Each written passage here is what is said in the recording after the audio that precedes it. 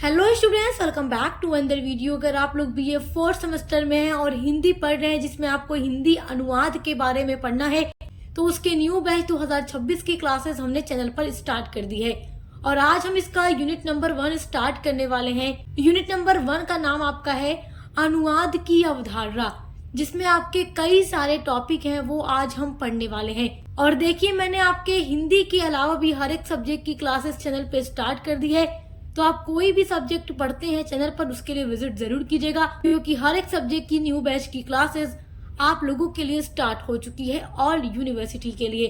तो चलिए देखते हैं, फोर्थ सेमेस्टर हिंदी में आपको अनुवाद के बारे में पढ़ना है। यूनिट फर्स्ट में देखिए, आपका पहला टॉपिक है अनुवाद का अर्थ की परिभाषा, स्वरूप और अनुवाद का महत्व।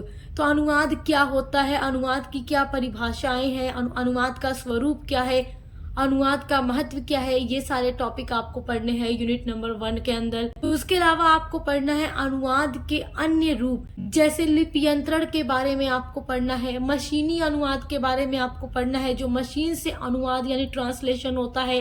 उसके अलावा आपको पढ़ना है अनुवादक के गुण, दायित्व और अपेक्षाएं। अनुवादक का मतलब जो ट्रांसलेटर होता है, जो एक भाषा से दूसरी भाषा में किसी भी चीज को अनुवाद करता है, तो उसके अंदर कौन कौन से गुण और स्किल्स होनी चाहिए, कौन कौन सी क्वालिटीज होनी चाहिए, उसके बारे में आपको पढ़ना है।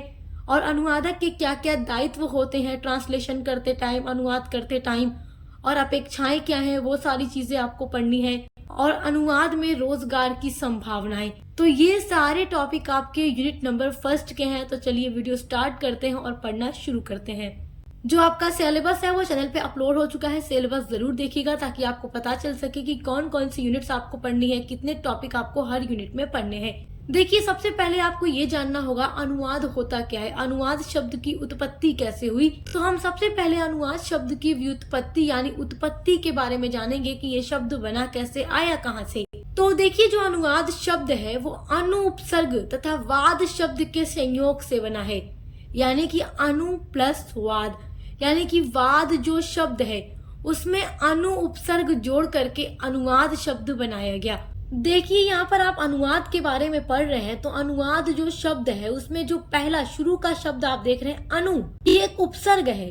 और अनु का अर्थ होता है, अनु का क्या अर्थ होता है, पीछे या अनुगमन करना। अब देखते हैं वाद के बारे में। तो देखिए, वाद का संबंध वद धातु से है, जिसका अर्थ है कहना या बोलना, यानी कि कुछ कहना या बोलना। तो देखिए, अनुवाद शब्द का जो शाब्दिक अर्थ होगा वो क्या होगा, किसी के कहने या बोलने के बाद बोलना, यानी किसी ने कुछ कहा तो फिर उसके बाद जो कहा जाए वही अनुवाद है। जैसे आप कोई बात कह रहे हैं हिंदी में, आप हिंदी भाषा में कुछ भी कह रहे हैं कि तुम कौन हो, आपके बगल में बैठा इंसान उसको इंग्लिश में बोल दे हु आर यू, तुम कौन हो।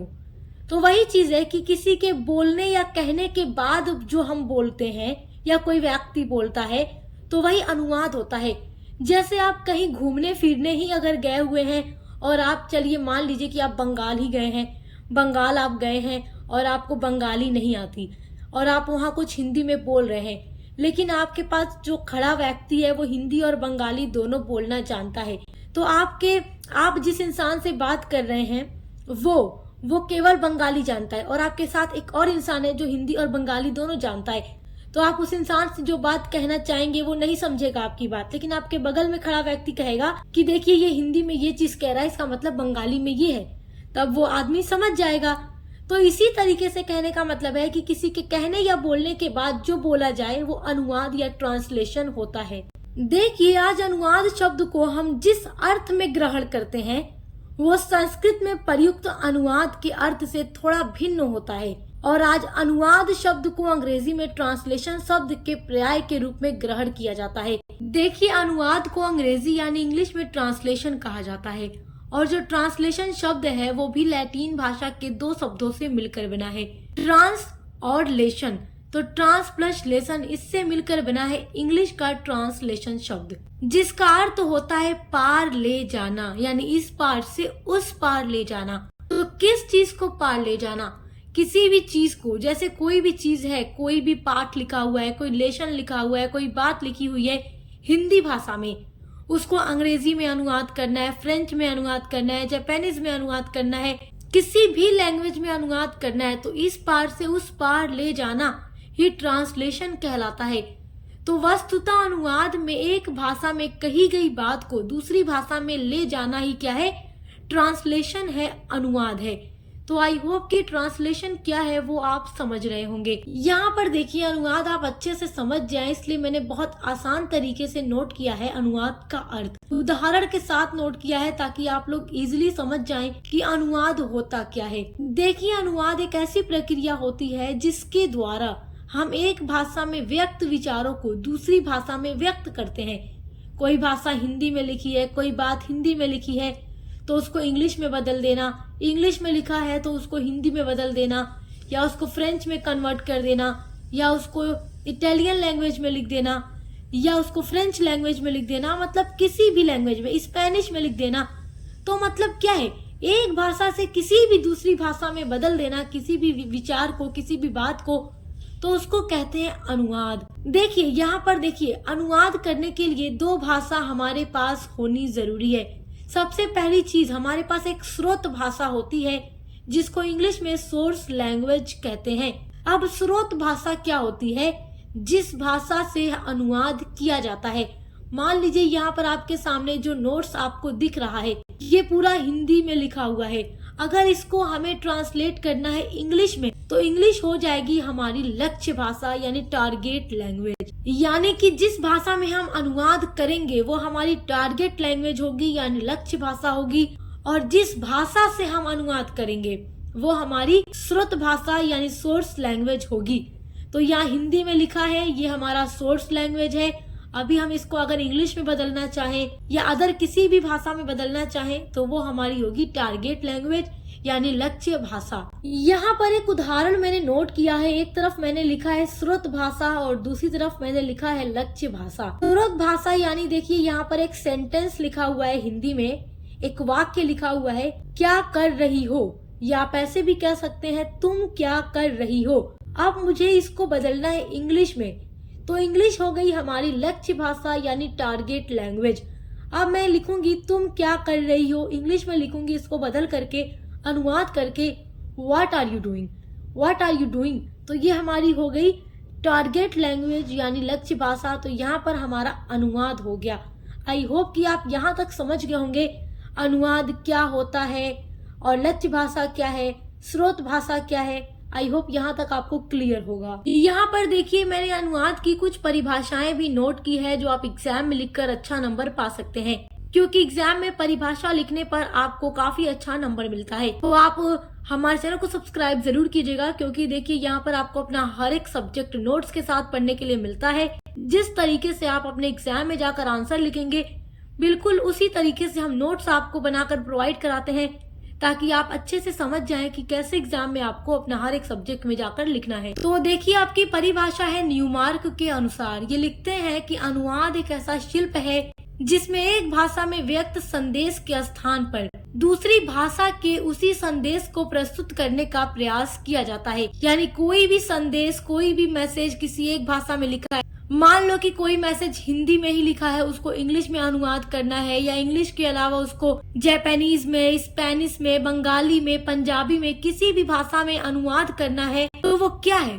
कि वो अनुवाद ही तो है कि एक भाषा से दूसरी भाषा में बदल देना। अगली डेफिनेशन है डॉक्टर भोलानाथ तिवारी के अनुसार। ये लिखते हैं कि एक भाषा में व्यक्त विचारों को यथासंभव समान और सहज अभिव्यक्ति द्वारा दूसरी भाषा में व्यक्त करने का प्रयास अनुवाद है।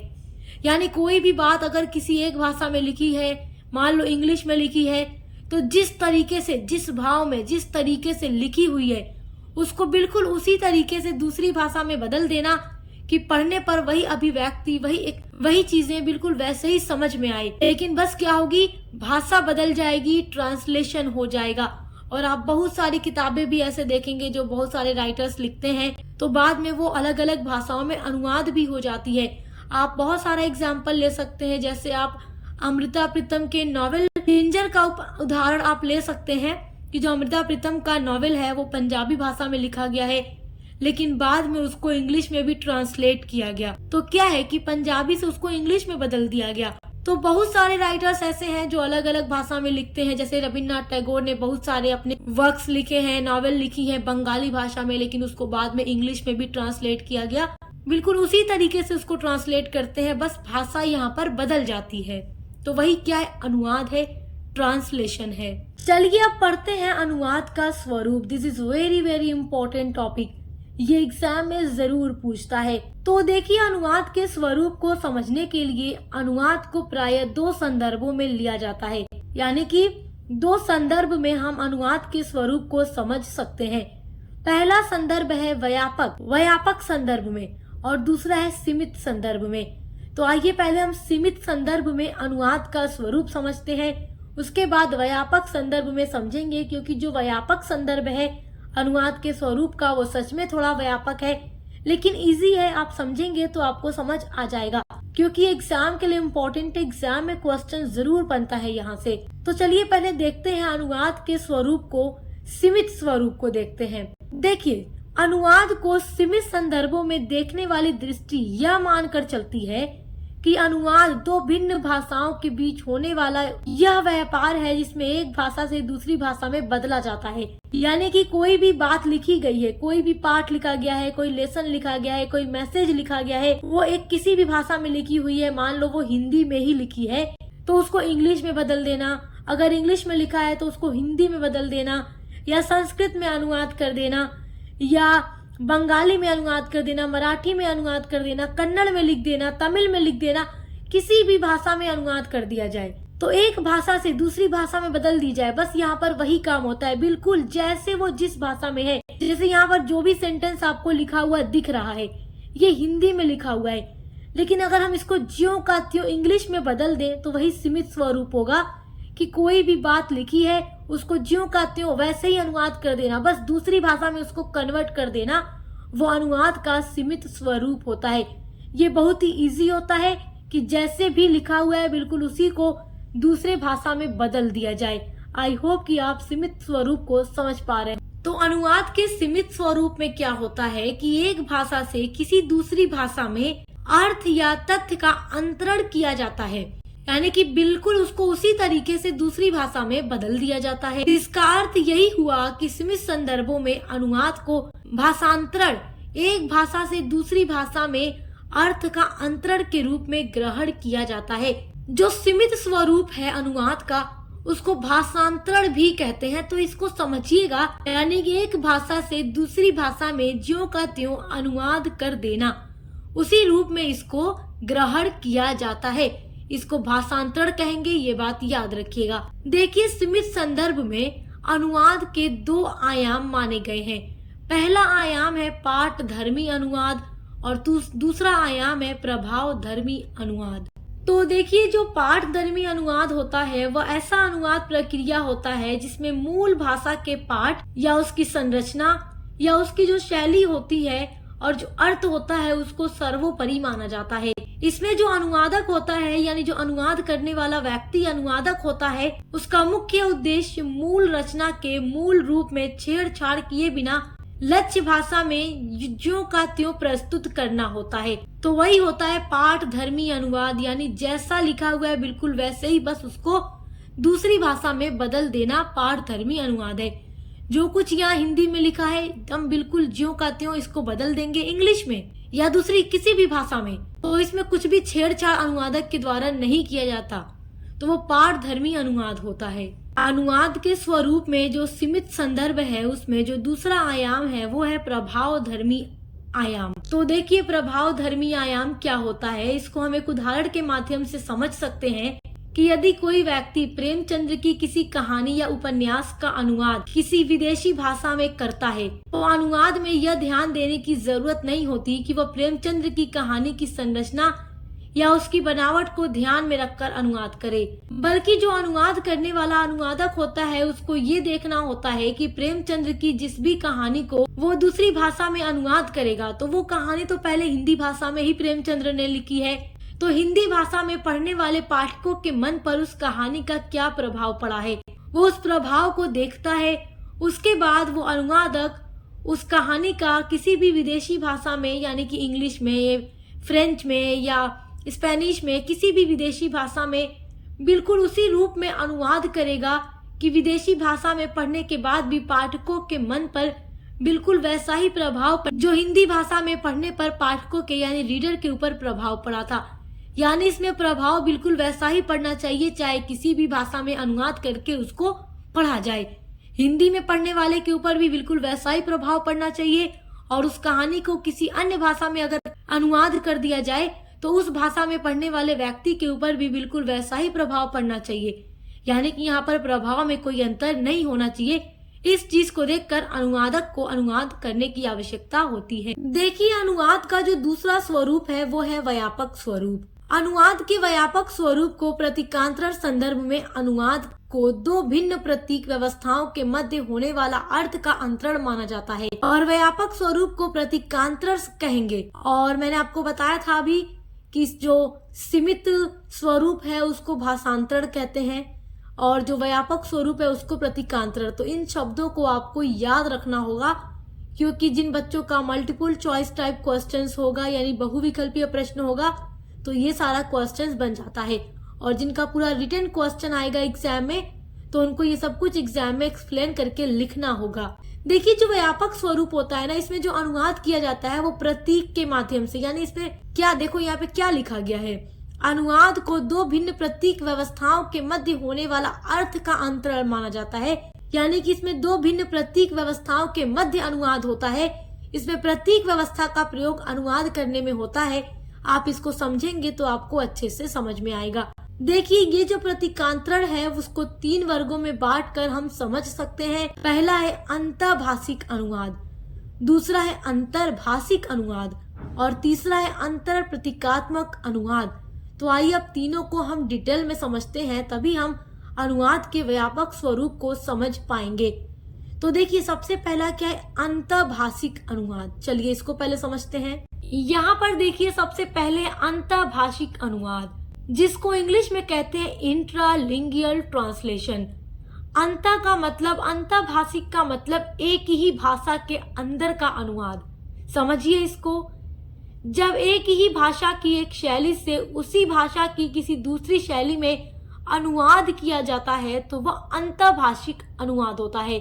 इसका उदाहरण आप लिख सकते हैं एग्जाम में। उदाहरण के माध्यम से समझिएगा तो आपको अच्छे से समझ में आएगा, और एग्जाम में उदाहरण लिखिएगा तो आपका आंसर भी काफी अच्छा लगेगा और नंबर भी आपको अच्छा मिलेगा। देखिए, यदि कोई हिंदी में कविता लिखी हुई है, आप उसका अनुवाद हिंदी गद्य में करते हैं, तो वो क्या है, भाषा तो आपकी नहीं बदली, भाषा तो आपकी हिंदी ही है, लेकिन आपकी शैली बदल गई।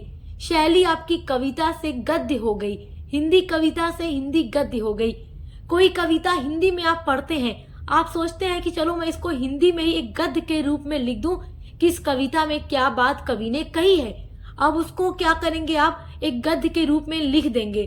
तो आपकी भाषा हिंदी ही है, आप हिंदी में ही उसको लिखते हैं, बस उसको कविता के रूप से हटा करके आप गद्य के रूप में लिख देते हैं। या आप कोई कहानी पढ़ते हैं और उस कहानी को पढ़ने के बाद आप सोचते हैं कि चलो इसको मैं कविता का रूप दे दूं, तो आप हिंदी में उसको कविता के रूप में लिख देते हैं।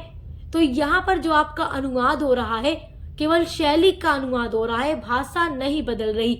तो जब एक ही भाषा के अंदर केवल शैली में बदला जाता है, यानी जब एक ही भाषा की एक शैली से उसी भाषा की किसी दूसरी शैली में अनुवाद कर दिया जाता है, तो उसको अंतर्भाषिक अनुवाद कहते हैं। अंतर्भाषिक का मतलब एक ही भाषा के अंदर होने वाला अनुवाद, जैसे कविता को कहानी के रूप में लिख देना या कहानी को कविता के रूप में लिख देना।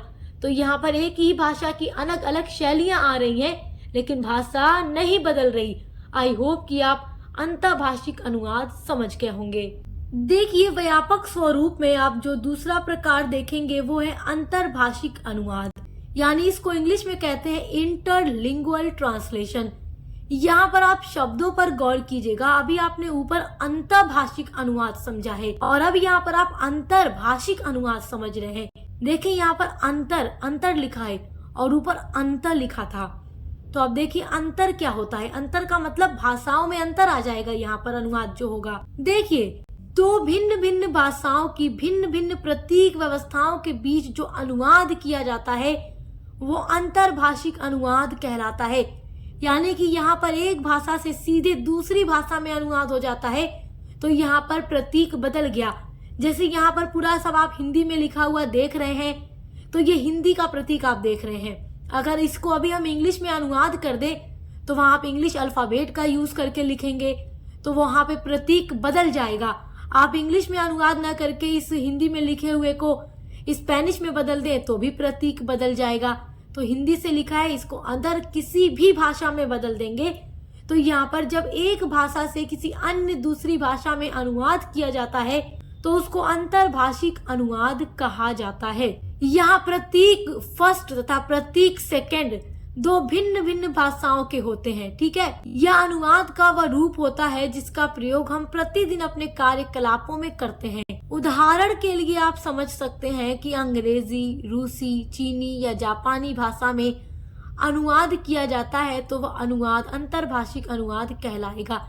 इसे ही अंग्रेजी में प्रॉपर ट्रांसलेशन कहा जाता है, यानी कि किसी भी एक भाषा का किसी अन्य दूसरी भाषा में पूरी तरीके से अनुवाद कर देना। यानी कुछ इंग्लिश में लिखा हुआ है उसको रशियन भाषा में ट्रांसलेट कर देना, कुछ चीनी भाषा में अनुवाद कर देना, या चीनी भाषा में लिखा है उसको जापानी भाषा में अनुवाद कर देना। यानी कि सीधे सीधे तौर पर आप ये समझ जाइए कि किसी भी एक भाषा में लिखी गई कोई बात किसी अन्य दूसरी भाषा में कह दी जाए, लिख दी जाए, बदल दी जाए, अनुवाद कर दी जाए, तो वो अंतरभाषिक अनुवाद होता है। सीमित स्वरूप में जो तीसरा प्रकार है वो है अंतर प्रतीकात्मक अनुवाद, यानी इंटर सेमियोटिक ट्रांसलेशन। इसको यहाँ पर समझिएगा, ये भी बहुत इंपॉर्टेंट है एग्जाम के लिए। देखिए, अभी तक आपने अंतरभाषिक और अंतरभाषिक अनुवाद को समझा है। अंतरभाषिक में एक ही भाषा में अनुवाद होता है, केवल शैली बदलती है, और अंतरभाषिक में एक भाषा से दूसरी भाषा में अनुवाद होता है, लेकिन अंतर प्रतीकात्मक अनुवाद उनसे थोड़ा अलग है। देखिए कैसे।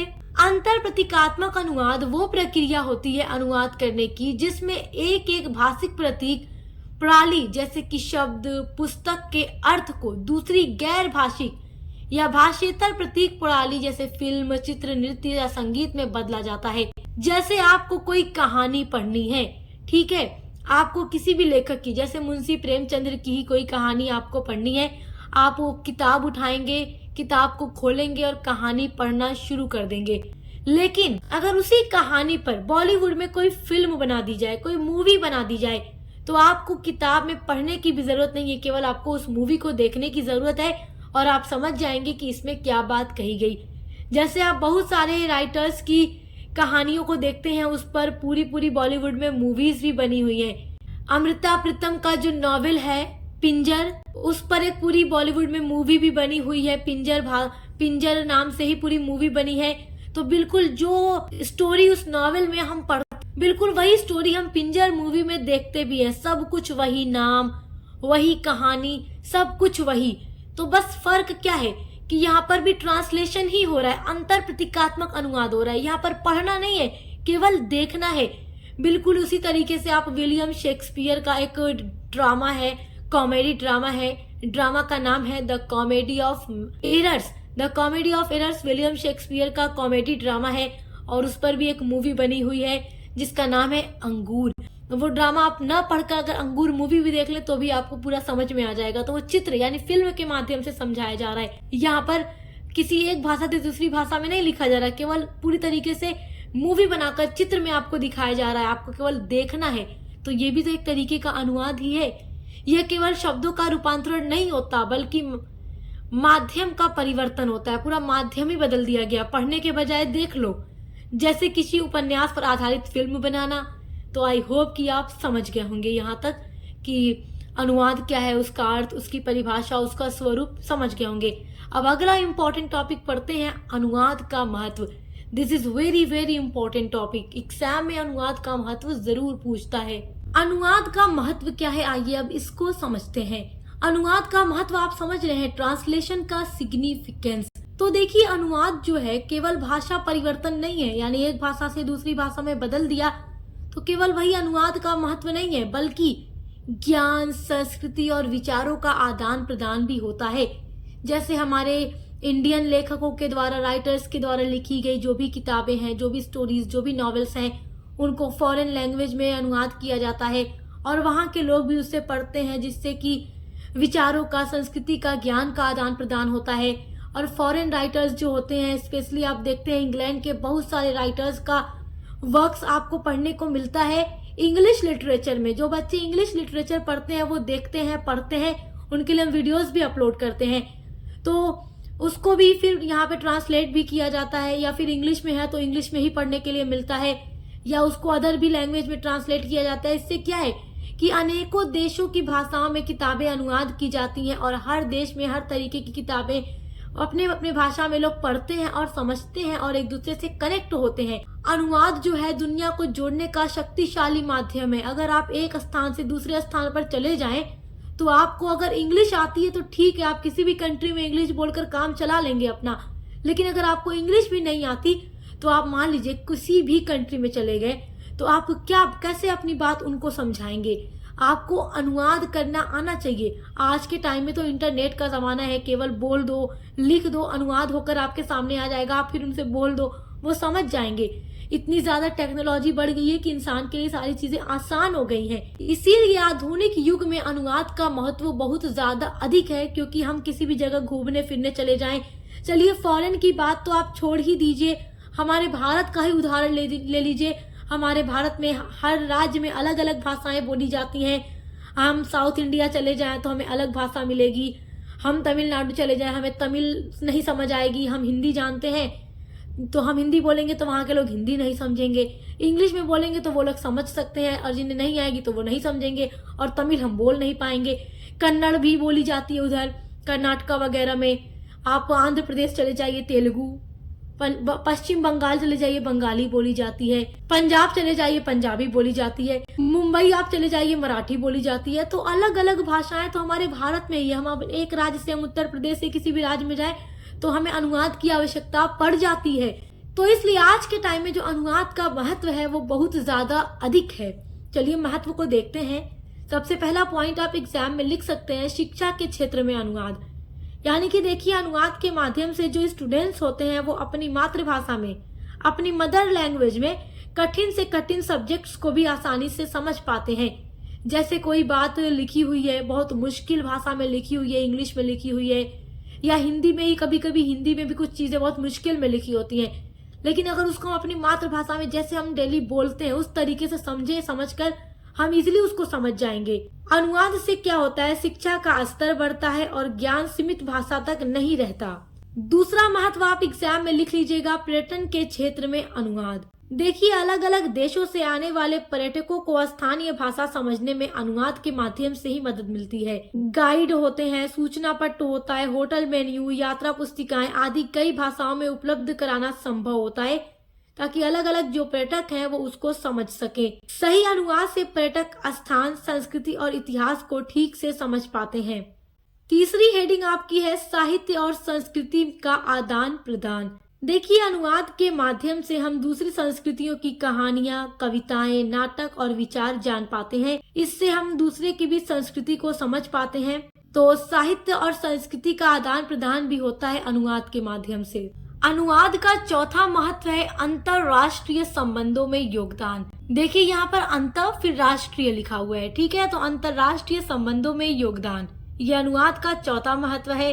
देखिए, राजनीति, कूटनीति, व्यापार और अंतर्राष्ट्रीय बैठकों में अनुवाद बहुत जरूरी होता है। सही अनुवाद से देशों के बीच स्पष्ट संवाद संभव हो पाता है। तो अंतर्राष्ट्रीय संबंधों में भी अनुवाद का काफी ज्यादा महत्व है। अनुवाद का पांचवा महत्व है, मीडिया और तकनीक में उपयोग। जैसे कि समाचार यानी न्यूज हो गई, फिल्म वगैरह हो गई, टीवी कार्यक्रम हो गया, या वेबसाइट और मोबाइल ऐप अलग अलग भाषाओं में उपलब्ध होते हैं। यह सब अनुवाद के कारण ही संभव हो पाता है कि जो जिस भाषा में समझ पाए उस भाषा में उसको प्रयोग करे। तो ये सब अनुवाद के महत्व हैं। आई होप कि आप बहुत अच्छे से समझ गए होंगे। देखिए, अब आपका अगला टॉपिक है अनुवाद के अन्य रूप, जैसे कि लिपि यंत्रण, मशीनी अनुवाद आदि। तो लिपि यंत्रण भी अनुवाद का अन्य रूप है, मशीनी अनुवाद। तो इन सब चीजों के बारे में हम पढ़ेंगे पार्ट 2 की वीडियो में, जो आपके यूनिट नंबर 1 की पार्ट 2 होगी। तो आगे के टॉपिक को पढ़ने के लिए चैनल को सब्सक्राइब जरूर कीजिएगा, क्योंकि आपको हर एक टॉपिक पर वीडियोस मिलती रहे। तो अगली वीडियो में हम अनुवाद के अन्य रूप से ही शुरुआत करेंगे। और हिंदी के अलावा आप कोई सब्जेक्ट पढ़ते हैं तो उसके लिए भी चैनल पर विजिट कीजिएगा और आपका जो को करिकुलर सब्जेक्ट है उसकी भी क्लासेस चैनल पे चल रही है। हर यूनिवर्सिटी में एमसीक्यू बेस्ड ही पेपर होता है को करिकुलर का। बच्चे काफी कंफ्यूज रहते हैं कि मैम हमारा को करिकुलर एमसीक्यू होगा या रिटन होगा। तो देखिए, आप चाहे किसी भी यूनिवर्सिटी से पढ़ाई करते हो, जो को करिकुलर पेपर होता है वो हमेशा एमसीक्यू बेस्ड पर ही यानी बहुविकल्पीय प्रश्न के रूप में ही लिया जाता है। तो उसकी तैयारी करने के लिए भी चैनल पर विजिट जरूर कीजिएगा। पसंद आए तो सब्सक्राइब करना मत भूलिएगा। अब मिलते हैं अगली वीडियो के साथ।